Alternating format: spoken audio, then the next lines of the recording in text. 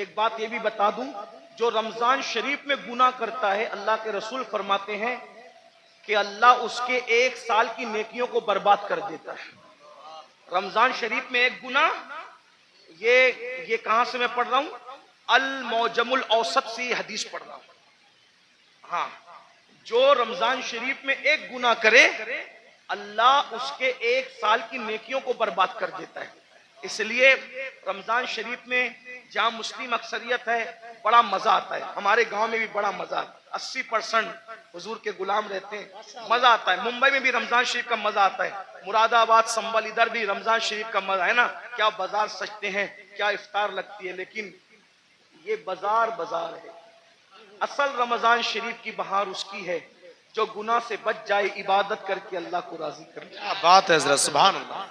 रोजा रखना, हो सके तो रमजान शरीफ में तहज्जुद, सहरी को उठते हो तो तहज्जुद का एहतिमाम करना। मेरे आका फरमाते हैं जो तहज्जुद पढ़ता है, आका फरमाते हैं इंशाअल्लाह वो बेहिसाब जन्नत में दाखिल होगा। तो नहीं साल भर पढ़ सकते तो रमजान शरीफ में 2 ही रकत पढ़ लेना, ज्यादा उसके यहाँ बहुत ज्यादा की जरूरत नहीं है, वो बहुत थोड़े अमल पे राजी हो जाते हैं। सहरी में उठो, जल्दी से 5 मिनट पहले उठ जाओ, वुजू करो, 2 रकत पढ़ो तहज्जुद, दोनों में 3-3 बार कुल अल्लाह पढ़ो और अल्लाह से कहो। अल्लाह कहता है मैं पहले आसमान पे तजल्ली करता हूँ, पहले आसमान पे रात के आखिरी हिस्से में तजल्ली करता हूँ और कहता हूँ मांग क्या मांगता है, जो मांगेगा तू, तो जो मांगते हो। लेकिन उस वक्त तो सहरी में आप क्या करते हैं, उस वक्त भी आप व्हाट्सएप, लोग उस वक्त भी ऑनलाइन रहते हैं, जरूरत के तहत रहते हो, अच्छी बात है। उस वक्त अल्लाह फरमा रहा है मांग मैं दूंगा, आप ऑनलाइन हो। इफ्तार के वक्त तो आवाज आ रही है जो मांगेगा दूंगा, आप ऑनलाइन हो। रमजान शरीफ का फायदा उठाओ, एक बार दुरूद शरीफ पढ़ो, 70 बार दुरूद का सवाब। रमजान शरीफ के लिए तैयारी अभी से तौबा करो, इस्तिगफार करो। आज से पहले जो हुआ, जो गुनाह हुए, सबसे माफी मांगो, तौबा करो और नमाज के पाबंद बनो। सोच ये तय कर लो, आज कौन सी तारीख है शाबान की, 4 तारीख है ना, 4 गुजरी। ये 4 क्या है पता है तुम्हें, ये 4 शाबान तुम्हारे और मेरे इमाम हैं, इमाम हुसैन की विलादत की तारीख है। सुभान अल्लाह, सुभान अल्लाह। मौलूद हुसैन पाक का दिन गुजरा आज, मिलाद हुसैन, सैयदा के आंगन में जो दूसरा फूल खिला था, हैं, गौर कीजिए। तो आज से ये अहद कर लो कि मैं नमाज की पाबंदी करूंगा, लेकिन नमाज पढ़ूंगा तो किसके पीछे, जिसका अकीदा मेरे अकीदे की तरह होगा, उसके पीछे नमाज। यानी मैं नबी को जिंदा मानता हूं तो मुझे इमाम भी वही चाहिए जो नबी को जिंदा मानता।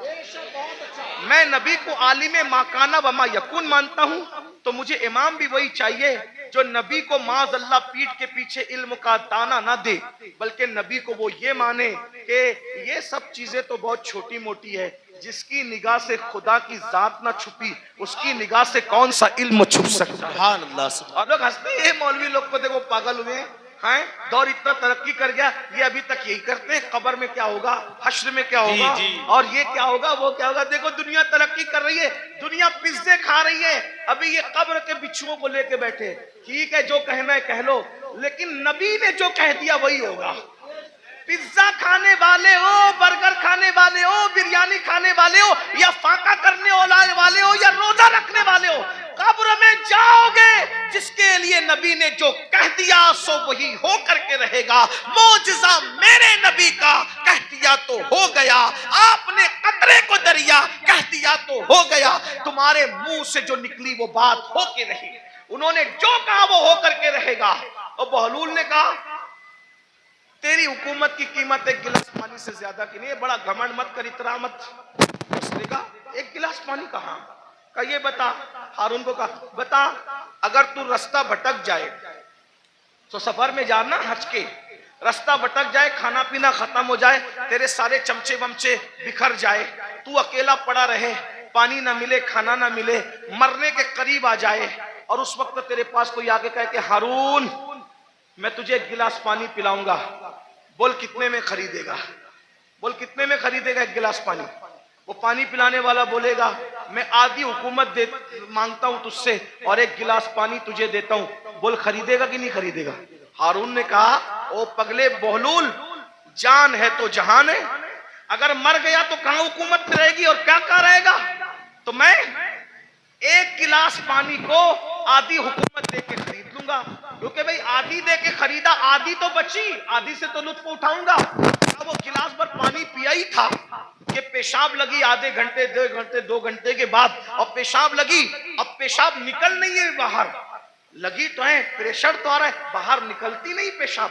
ऐसे में कोई आकर कहे मैं ऐसा नुस्खा जानता हूं, अगर वो चुटकी तुझे खिला दूं तो अभी पेशाब हो, लेकिन वो नुस्खा जो चुटकी भर खिला करके तुझे पेशाब करवाना है, आधी हुकूमत देगा तो मैं वो नुस्खा तुझे दूंगा, वरना नहीं दूंगा। बोल, पेशाब करने के लिए वो आधी हुकूमत दे के नुस्खा लेगा कि नहीं लेगा? कब बिल्कुल लूंगा, क्योंकि जान है तो जान है, इसलिए कि हुकूमत ना रहेगी, जिंदगी तो रहेगी। तो कहा अल्लाह से डर, जिस हुकूमत की कीमत एक गिलास पानी नहीं, उसको तू इतना चाहता है कि अल्लाह को भूल गया है? बताओ, हारून रशीद की कब्र पर कितने लोग जाते हैं फातिहा करने? कितने लोग हारून रशीद के नाम पे न्याज करते हैं? हारून रशीद के नाम पे कितने लोग जलसा करते हैं? कितने लोग जुलूस करते हैं? बोलो है? कितने लोग उसकी मुरीदी का ऐलान करते हैं? बादशाह था, बादशाह, इतना बड़ा बादशाह कि बादलों को कहता था जहां जाओगे जा करके बरस जाओ, मेरी हुकूमत होगी।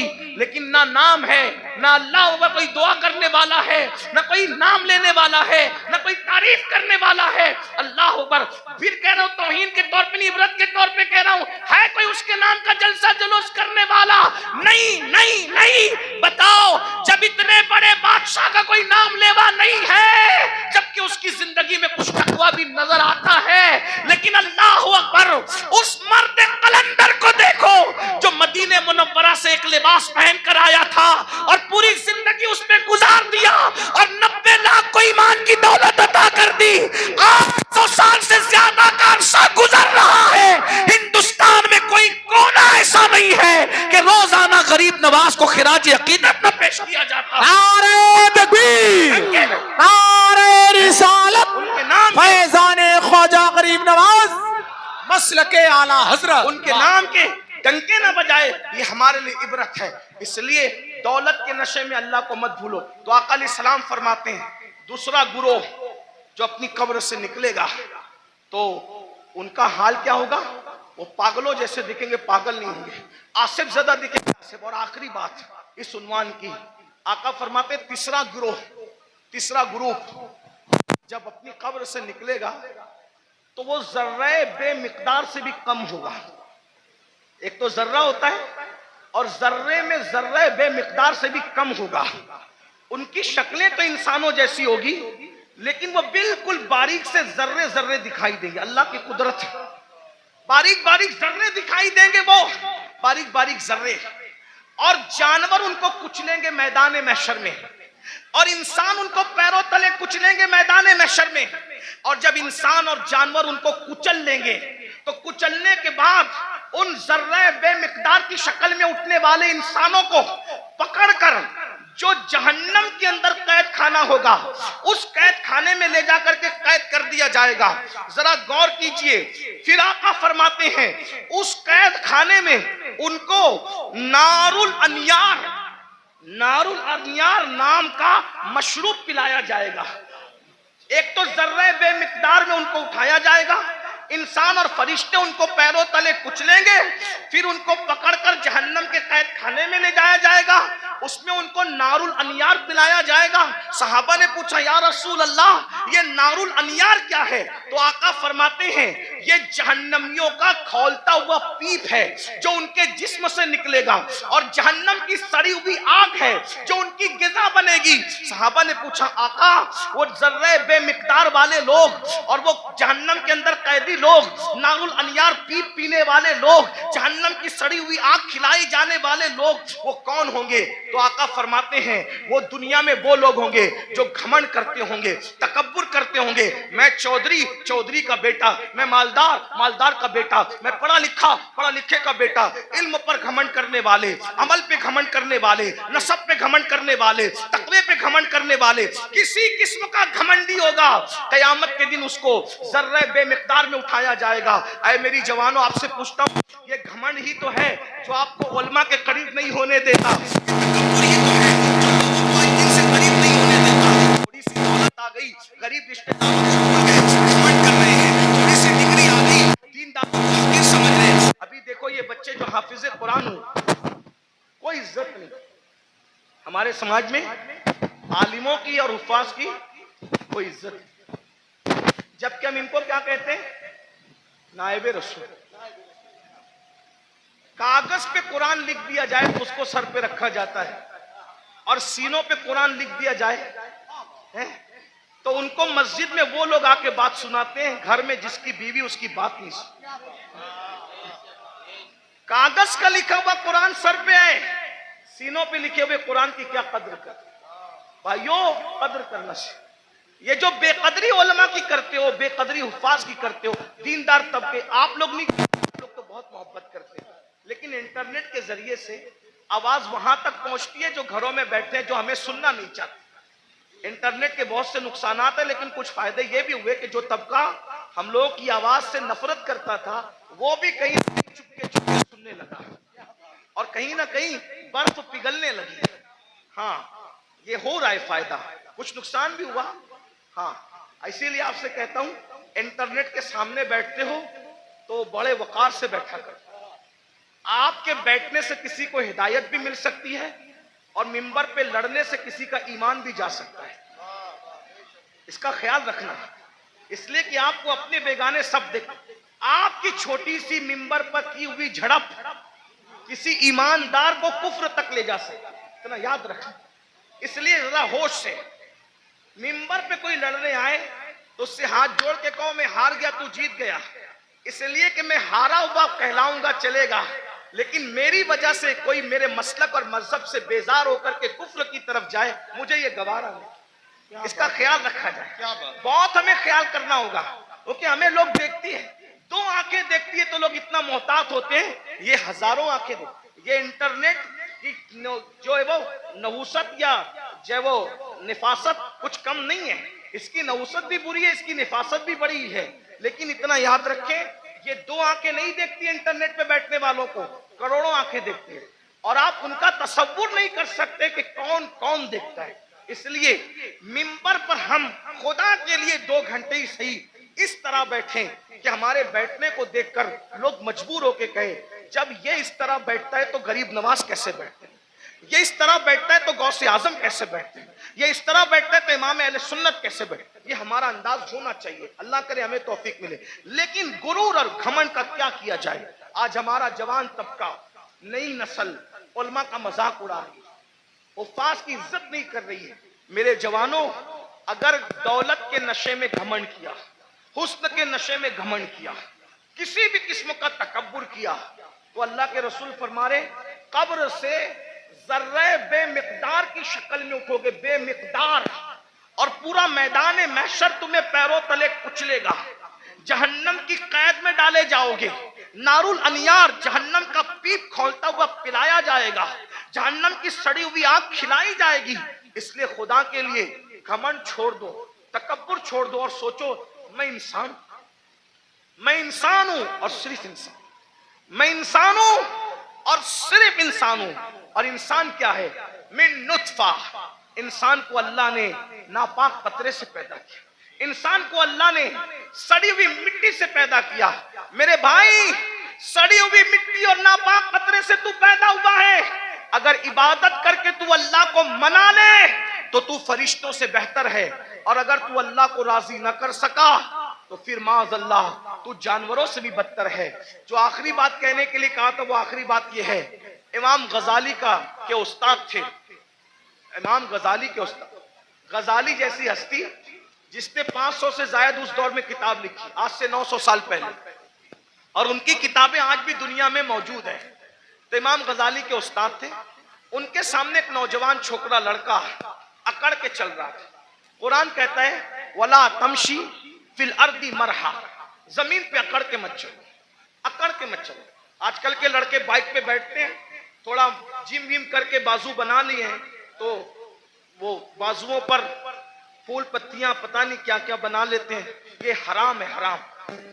अल्लाह के रसूल अलैहि सलाम ने फरमाया, गूंदने वालों पर और गुंदवाने वालों पर, दोनों पर अल्लाह की लानत। हाँ, ये गूंदने गुनाने का सिलसिला पहले इस्लाम के दुश्मन लोग करते थे, हमारा काम नहीं है।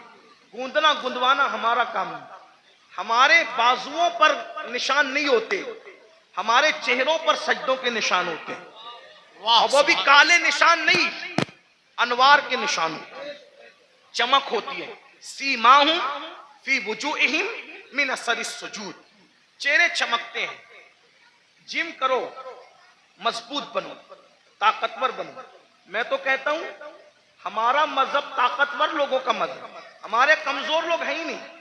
हमारा अल्लाह भी ताकत वाला, ला हौला वला कुव्वता इल्ला बिल्लाह, हमारा अल्लाह ताकत वाला, हमारे रसूल ताकत वाले। एक शख्स ने मुझसे ट्रेन में कहा कि मेरे फौला ने हिमालय उठाया। मैंने कहा अच्छी बात है, लेकिन मैं मुतासिर नहीं। क्यों? मैंने कहा मेरे नबी ने सिर्फ हिमालय नहीं, पूरी कायनात का बार उठा रखा है। और मेरे इमाम कहते हैं जिसको बारे दो आलम की परवाह नहीं, ऐसे बाजू की कुव्वत पे लाखों सलाम।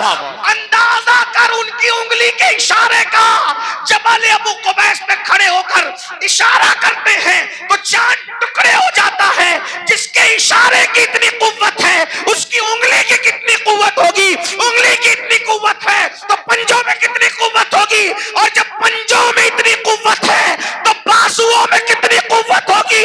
और जब बाजू की कुव्वत ये है तो सीने में कितनी कुव्वत होगी?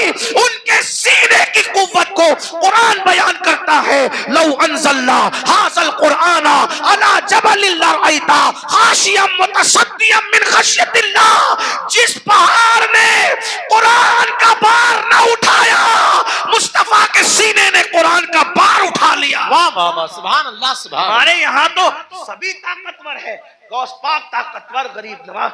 जिम करो, ताकतवर बनो, मगर किसी की गर्दन दबाने के लिए नहीं, रात रात भर मुसल्ले पे खड़े होने के लिए, किसी पे जुल्म करने के लिए नहीं, मजलूम की मदद करने के लिए, किसी को डराने के लिए नहीं, डराने वालों को समझाने के लिए ताकतवर बना। हमारे सभी हमारे मौला अली तो इतने ताकतवर थे, हैं?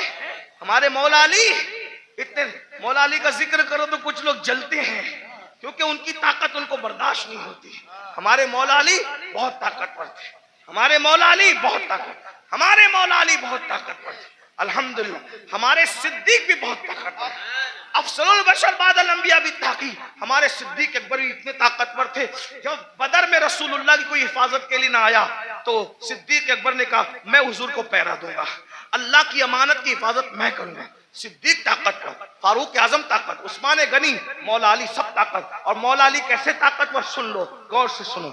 एक दिन मौला अली की ढाल गिरा दी। क्या गिरा दी? बात समझ में आ रही? क्या गिराई? ढाल।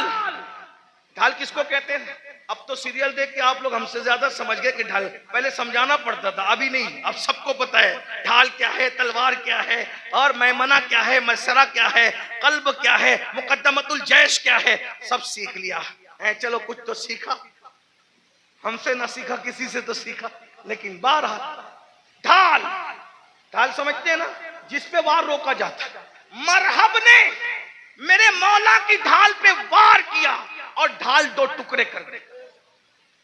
मेरे मौला को आया गुस्सा, और तूने मेरी ढाल काटी और ढाल तोड़ी, अब मैं तुझे सजा क्या देता हूं? मेरी ढाल काट के ये ना समझना कि मैं पलट कर जाऊंगा, क्योंकि अली कहते ही उसको है जो पलट कर न जाए। अली का नाम था हैदरे कर्रार, पलट कर भागने वाला नहीं, पलट पलट कर हमला करने वाला। अब अली अगर सिपर लेने के लिए, ढाल लेने के लिए पलट कर जाता तो दुश्मन कहता अरे कभी तो पलट कर भागे थे, लेकिन अली ने कहा पलट कर नहीं जाऊंगा, बल्कि मौला ने कहा तूने मेरी ढाल तोड़ी, अब मैं किसको ढाल बनाता हूं देख।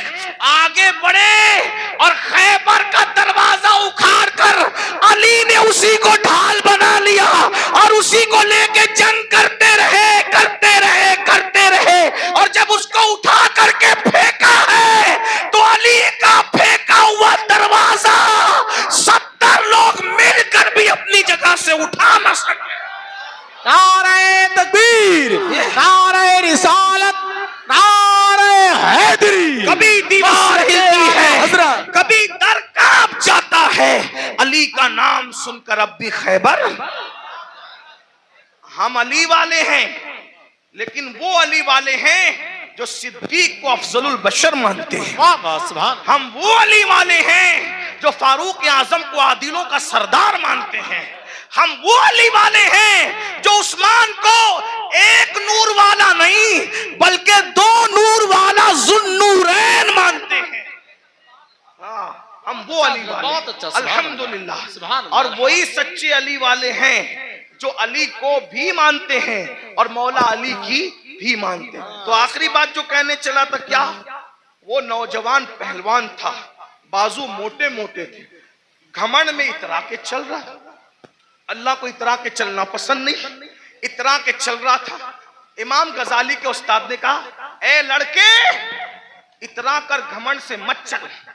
उसने पलट कर नसीहत नहीं मानी और हजरत को कहा, आप मुझे जानते हैं मैं कौन हूं? आप मुझे जानते हैं मैं कौन हूं? इमाम गजाली के उस्ताद ने कहा, बेटा अच्छी तरह जानता हूं कौन है। कहा, कौन हूं मैं? फरमाया, तेरी इब्तिदा पानी का नापाक कतरा है और तेरी इंतहा कब्र की सड़ी हुई मिट्टी है। इससे ज्यादा तेरी कोई औकात नहीं है। बस मेरी भी गुजारिश यही है, हम पानी के नापाक कतरे से पैदा हुए, इतना नापाक, इतना नापाक, इतना नापाक, ज़बाने हया इजाजत नहीं देती कितना नापाक, लेकिन एक जुमला हया के पर्दे में सुन ले, इतना नापाक है कि बाहर निकल आए तो गुस्ल फर्ज कर दे, इतना नापाक। और कब्र की वो सड़ी हुई मिट्टी जिसमें कीड़े मकोड़े हैं, ये हमारा हाल है। अगर अल्लाह नाराज है तो ये हाल है, और अगर अल्लाह को मना लिया तो फिर कोई सड़ी हुई मिट्टी नहीं है, कोई सड़ी हुई। अगर अल्लाह को मना लिया तो मिट्टी नहीं, सड़ी हुई नहीं, बल्कि इंशाअल्लाह कफन को भी मिट्टी का धब्बा ना लग सकेगा। अगर खुदा को मना लिया, आओ आज अहद करो, शाबान का महीना चल रहा है। अल्लाह के रसूल रजब से ही तैयारी करते थे रमजान शरीफ की। नेकियों का मौसम बहार आने वाला है, बरकत वाला महीना। एक नेकी 70 के बराबर, फर्ज 70 फर्जों के बराबर। रोजा रखना, गुनाह से बचना। एक बात ये भी बता दूं, जो रमजान शरीफ में गुनाह करता है, अल्लाह के रसूल फरमाते हैं कि अल्लाह उसके 1 साल की नेकियों को बर्बाद कर देता है। रमजान शरीफ में एक गुनाह, ये कहां से मैं पढ़ रहा हूं, अल मौजमुल औसत से हदीस पढ़ रहा हूं। हाँ, जो रमजान शरीफ में एक गुनाह करे, अल्लाह उसके 1 साल की नेकियों को बर्बाद कर देता है। इसलिए रमजान शरीफ में जहां मुस्लिम अक्सरियत है, बड़ा मजा आता है। हमारे गांव में भी बड़ा मजा आता है, 80% हुजूर के गुलाम रहते हैं, मजा आता है। मुंबई में भी रमजान शरीफ का मजा आता है, मुरादाबाद, संबल, इधर भी रमजान शरीफ का मजा है ना। क्या बाजार सजते हैं, क्या इफ्तार लगती है, लेकिन ये बाजार है। असल रमजान शरीफ की बहार उसकी है जो गुनाह से बच जाए, इबादत करके अल्लाह को राजी करे। क्या बात है हज़रत, सुभान अल्लाह। रोजा रखना, हो सके तो रमजान शरीफ में तहज्जुद, सहरी को उठते तो तहज्जुद का एहतिमाम करना। मेरे आका फरमाते हैं, जो तहज्जुद पढ़ता है, आका फरमाते हैं इंशाअल्लाह वो बेहिसाब जन्नत में दाखिल होगा।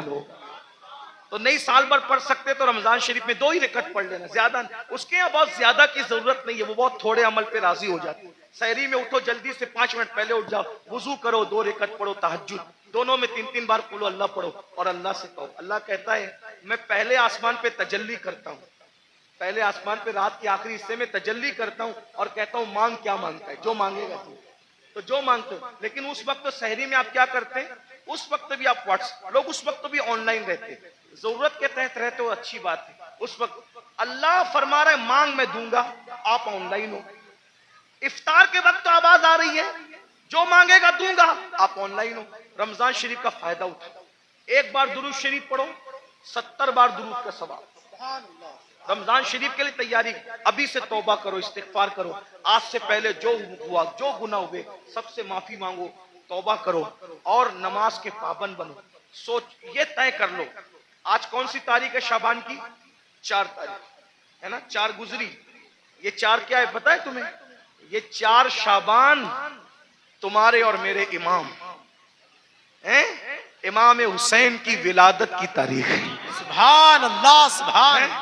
मौलूद हुसैन पाक का दिन गुजरा आज, मिलाद हुसैन, सैयदा के आंगन में जो दूसरा फूल खिला था, हैं? गौर कीजिए। तो आज से ये अहद कर लो कि मैं नमाज की पाबंदी करूंगा, लेकिन नमाज पढ़ूंगा तो किसके पीछे? जिसका अकीदा मेरे अकीदे की तरह होगा उसके पीछे नमाज। यानी मैं नबी को जिंदा मानता हूं तो मुझे इमाम भी वही चाहिए जो नबी को जिंदा मानता है। मैं नबी को आलिम माकाना व मा यकून मानता हूं तो मुझे इमाम भी वही चाहिए जो नबी को माज अल्लाह पीठ के पीछे इल्म का ताना ना दे, बल्कि नबी को वो ये माने कि ये सब चीजें तो बहुत छोटी मोटी है, जिसकी निगाह से खुदा की जात ना छुपी उसकी निगाह से कौन सा इल्म छुप सकता है। और अगर बरेली के ताजदार के लहजे में कहे तो यूं कह ले कि और कोई गैब क्या तुमसे नेहा हो भला, जब ना खुदा ही छुपा तुम पे करोड़ों दुरूद। तो इमाम कौन सा चाहिए? बस ये जो आपका अकीदा वो आपके इमाम का अकीदा। बस आखिरी बात कह दूं, लोग क्या करते हैं, मैं तो नबी को जिंदा मानता हूं, मैं तो नबी को हाजिर और नाजिर मानता हूं, मैं तो नबी को अफजलुल रसूल मानता हूं, मैं तो नबी को खैरुल बशर मानता हूं, लेकिन मैंने हर किसी के पीछे नमाज पढ़ लेना। मैंने कहा भाई, जिस मुवक्किल का वकील उसके खिलाफ हो उसका मुकदमा वो कैसे जीत सकता है? मिसाल के तौर पे बात इतनी है कि मुवक्किल किसको कहते हैं? जिसके आगे वकील खड़ा हो। मुवक्किल कहे मैंने कत्ल नहीं किया और वकील कहे कि मेरे मुवक्किल ने कत्ल किया, तो बोलो बचाएगा कि फंसाएगा? मुवक्किल अलग बोल रहा है, वकील अलग बोल रहा है, बचाएगा कि फंसाएगा?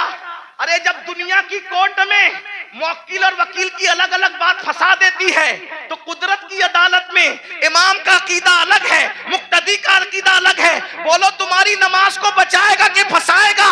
अब तुम्हारे ऊपर है।